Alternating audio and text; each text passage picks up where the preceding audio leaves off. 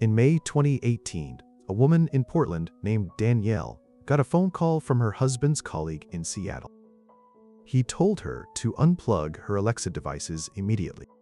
The colleague had received an audio file of Danielle and her husband's private conversation at home. Not a hacker, not a data breach.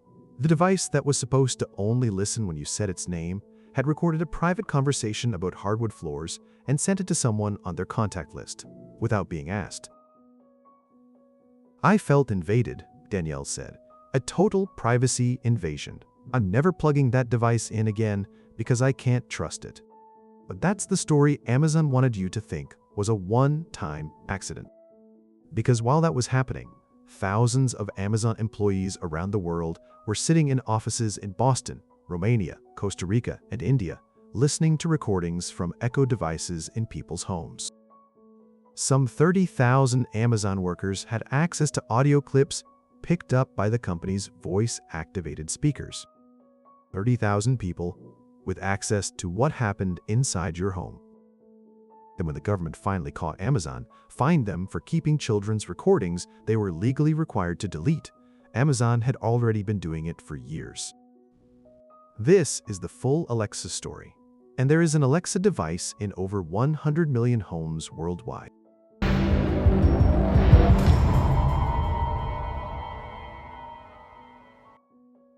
Let's go back to 2014. Amazon launched the Echo, a cylindrical speaker that sat on your kitchen counter and waited for you to talk to it. The pitch was genuinely revolutionary for its time. Ask it the weather, set a timer, play music, turn off your lights, add things to your shopping list, all hands-free, all instant. It felt like science fiction made domestic, the computer from Star Trek, but in your kitchen instead of a spaceship. And it worked. People loved it. Within 2 years, Amazon had launched Echo Dot, Echo Plus, Echo Show, Echo Spot, devices for every room in the house. The bedroom, the living room, the bathroom, the children's bedroom. Especially the children's bedroom. Amazon launched Alexa for Kids, complete with a cuddly version called Echo Glow and kid-friendly skills. Parents thought they were giving their children an educational toy. They were giving Amazon a microphone. By 2019, Amazon Echo devices were in roughly 1 in 4 American homes. By 2023, an estimated 100 million Echo devices had been sold globally. 100 million microphones in 100 million homes, all waiting for you to say one word.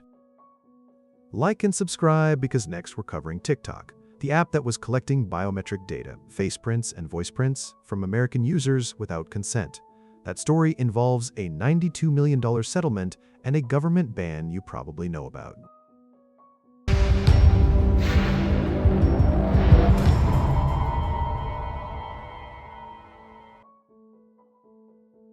Amazon told you Alexa only starts recording when it hears the wake word.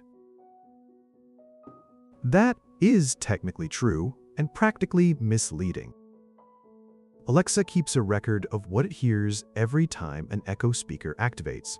It's supposed to record only with the wake word, Alexa, but anyone with one of these devices knows they go rogue.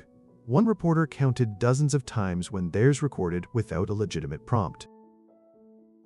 Dozens of unintended recordings from one reporter's one device in one period of monitoring.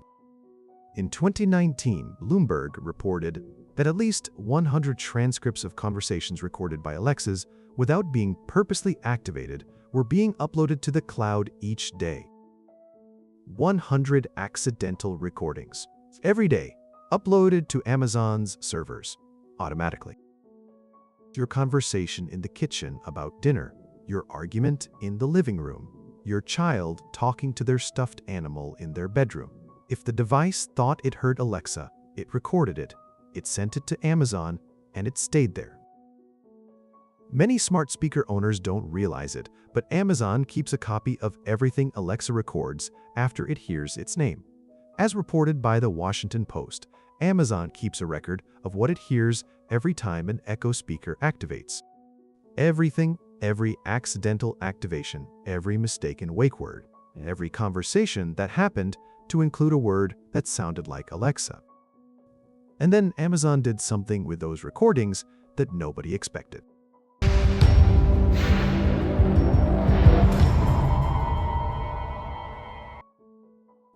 In April 2019, Bloomberg published an investigation that sent shockwaves through the tech world.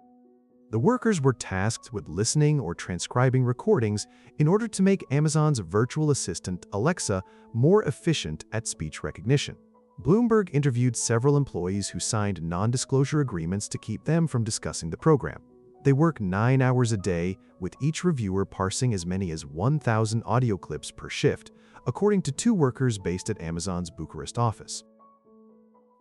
9 hours a day, 1,000 recordings per shift from people's homes. The workers parse recordings of people asking for Alexa to turn off the lights or play Taylor Swift. Amazon employees occasionally pick up things Echo owners would rather stay private, like a woman singing badly off-key in the shower. A woman singing in the shower, heard by an Amazon contractor in an office in Romania. But it got worse than embarrassing.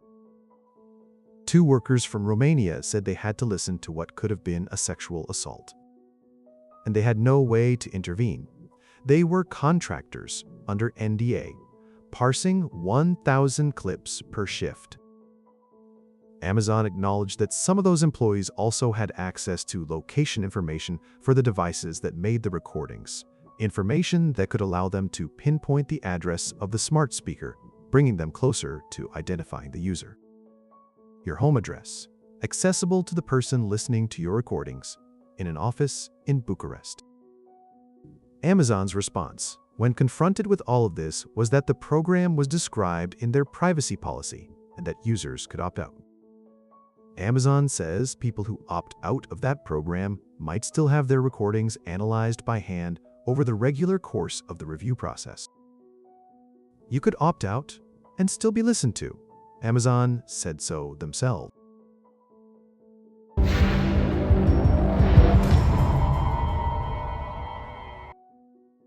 Everything covered so far is bad enough. Then there's what Amazon did to the children. According to a complaint filed by the Department of Justice on behalf of the FTC, Amazon prevented parents from exercising their deletion rights, kept sensitive voice and geolocation data for years, and used it for its own purposes while putting data at risk of harm from unnecessary access. Parents asked Amazon to delete their children's recordings. Amazon said yes. Amazon didn't do it. In many instances, Amazon kept users' or children's written transcripts after users or parents requested deletion of the voice recordings associated with those transcripts and did not inform Alexa users or parents that it had done so. You deleted the recording, Amazon kept the transcript, didn't tell you. More than 800,000 children under age 13 have their own Alexa accounts, according to the complaint. Until September 2019, Alexa's default settings were to store recordings and transcripts indefinitely. Children's voices, children's questions, children's locations, stored forever by default. Amazon's history of misleading parents, keeping children's recordings indefinitely, and flouting parents' deletion requests violated COPPA and sacrificed privacy for profits, said the FTC's Director of Consumer Protection. Sacrificed privacy for profits. The FTC's words, not mine.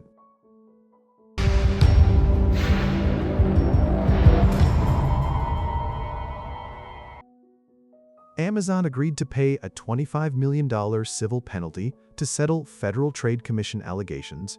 It violated a child privacy law and deceived parents by keeping for years kids' voice and location data recorded by its popular Alexa voice assistant. Separately, the company agreed to pay $5.8 million in customer refunds for alleged privacy violations involving its doorbell camera, Ring. $25 million for Alexa, $5.8 million for Ring, $30.8 million total. Amazon's annual revenue in 2023, $574 billion. The largest children's privacy fine in U.S. history was 0.005% of their annual revenue. Less than 6 hours of Amazon's annual revenue, paid Problem solved. Move on. And the Alexa devices are still in 100 million homes.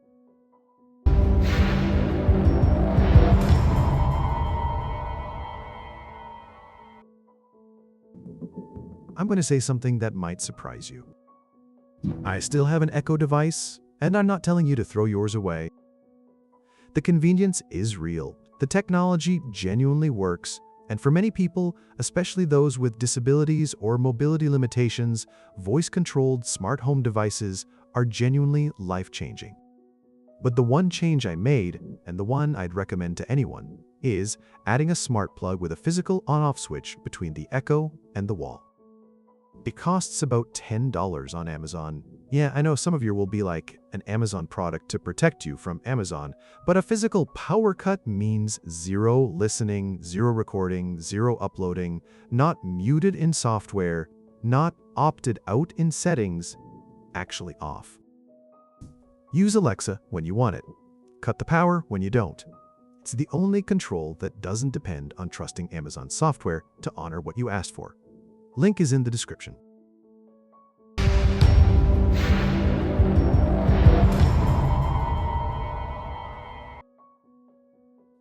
After the FTC settlement, Amazon made real changes. Default recording retention is no longer indefinite. The deletion process was improved. Children's data has stricter protections. The company implemented a new privacy program. Those changes are real and worth acknowledging. But here's what didn't change. The device is still always listening for the wake word. Accidental activations still happen. Recordings are still stored on Amazon's servers. Employees, though, now with stricter controls, can still access recordings for quality review. And the fundamental business model didn't change at all. Amazon sells the hardware cheaply to get a microphone inside your home that helps you buy more things from Amazon. The more Alexa knows about your life, your routines, your family, the better it can serve you ads, and the stickier your relationship with Amazon becomes.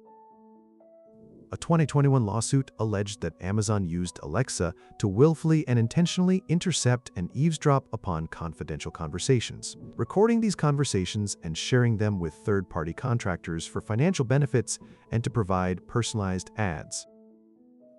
The smart speaker was never just a speaker, it was a market research tool that you invited into your home and asked your children to talk to. Here's the question that sits at the center of the Alexa story. When you bought an Echo device, when you placed it in your kitchen, your bedroom, your child's room, did you consent to 30,000 Amazon employees having access to what it recorded? It was in the privacy policy, which nobody read, which Amazon knew nobody would read, which is exactly why they put it there. Alexa failed to distinguish between registered users and non-registered persons, recording anything spoken in the vicinity without consent. Despite Alexa's built-in listening and recording capabilities, it failed to inform users about its storage, interpretation, and analysis of the recordings. Your guests, your children's friends, people who never agreed to anything, never set up an Amazon account, never gave consent of any kind, all recorded because they happened to speak in a room with an Echo in it.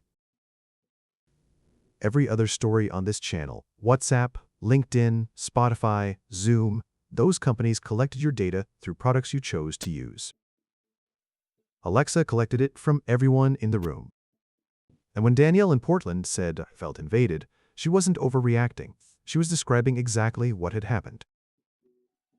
Her home had been recording her, not because she was a target, not because of a hack, but because she bought a device that Amazon designed to always be listening and chose to bring it inside every room of her house. The Alexa device sitting in your home right now, if you have one, is not a speaker. It is a data collection device that also plays music. Whether that trade is worth it is a decision only you can make. Know what the trade actually is. Drop in the comments, do you have an Alexa in your home? Does knowing this change how you feel about it? And subscribe, because next we're covering TikTok, the app that was collecting your face print and voice print without telling you, and the $92 million settlement that followed. If Alexa made you uncomfortable, TikTok will make you delete the app today.